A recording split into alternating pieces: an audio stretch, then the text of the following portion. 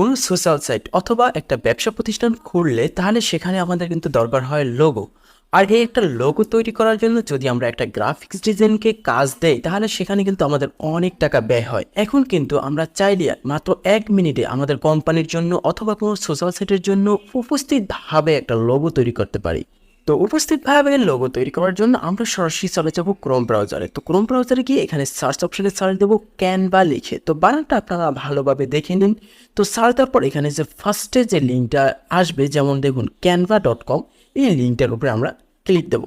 এখানে এসে উপরে দেখুন যে সার্চ অপশনটা যে আছে, আমরা এই সার্চ অপশনে ক্লিক দেবো। তো আমি এখানে লোগো লিখে সার্চ দিয়ে দিলাম। তো সার্চ দেওয়ার সাথে সাথে অলরেডি আমাদের ট্যাম্পল এসে গেছে। উপরে দেখুন বিভিন্ন ক্যাটাগরি আছে, যেমন লোগো, ফুড, কার, টেক, গেমিং।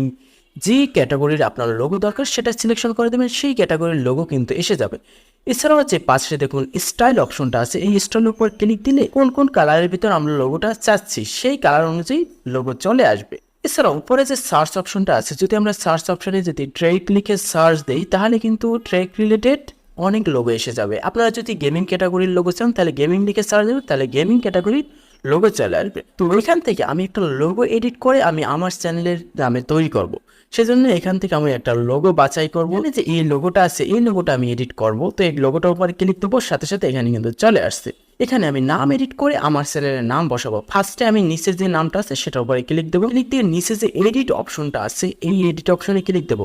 এখানে আমার চ্যানেলের আমি নাম লিখবো এবং আমি ভাবছি নামটা ছোট হয়ে গেছে, পিছনে ট্রেক বসিয়ে দেবো, তাহলে নামটা ভালো দেখাবে। তো আমি লিখে দিলাম ট্রেক MKB20। তারপর উপরের যে নামটা আছে সেই নামটা চেঞ্জ করে আমি আমার নামটা দিব। তো সেই নামটার উপরে সিলেকশন করে নেব। এখানে কিন্তু অনেক ক্লিকে অনেক কিছু সিলেকশন হতে পারে, আপনি ঠান্ডা মাথায় কাজ করবেন তাহলে হয়ে যাবে। আমি এই বড় নামটার উপরে ক্লিক দিলাম। তো এখন বড় নামটা সিলেকশন হয়ে গেছে। তো এখন আমি আমার নামটা লিখবো। তো আমি আমার নামটা লিখে দিলাম। এখন কিন্তু লোগো এডিট হয়ে গেছে। এখন কিন্তু দেখা যাচ্ছে যে একটা লেখার উপর আর একটা লেখা উঠে গেছে। তো এটা আমরা সরিয়ে একটু নিচে নিয়ে আসবো। তো লেখাটার উপরে ক্লিক দিয়ে সিলেকশন করে আমরা একটু নিচে নিয়ে আসবো। তো যদি লোগো এডিট করতে গিয়ে যদি আপনাদের এরকমের মনে হয় তাহলে সিলেকশন করে আশেপাশে আপনাদের যে পজিশনে বসানো দরকার সেই পজিশনে বসিয়ে নেবেন। এখন আমার লোগো এডিট করা কিন্তু শেষ। নিচে কিন্তু দেখা যাবে অসংখ্য এডিট করার অপশন, যেখানে ক্লিক দিয়ে আপনি অন্য অন্য কাজও করতে পারেন। অ্যানিমেশন, কালার, বিভিন্ন সেটিং আছে যেগুলো দিয়ে আপনি এক্সট্রা চাইলে কাজ করতে পারবেন।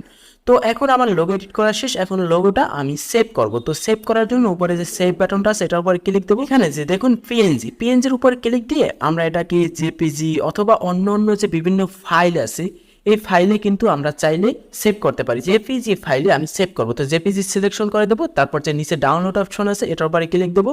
এখানে একটু লোড নিবে, লোড নিয়ে কিন্তু এটা ডাউনলোড হয়ে যাবে। দেখুন ডাউনলোড হয়ে গেছে। এখন এটাকে আমি ওপেন করি, সরাসরি গ্যালারিতে চলে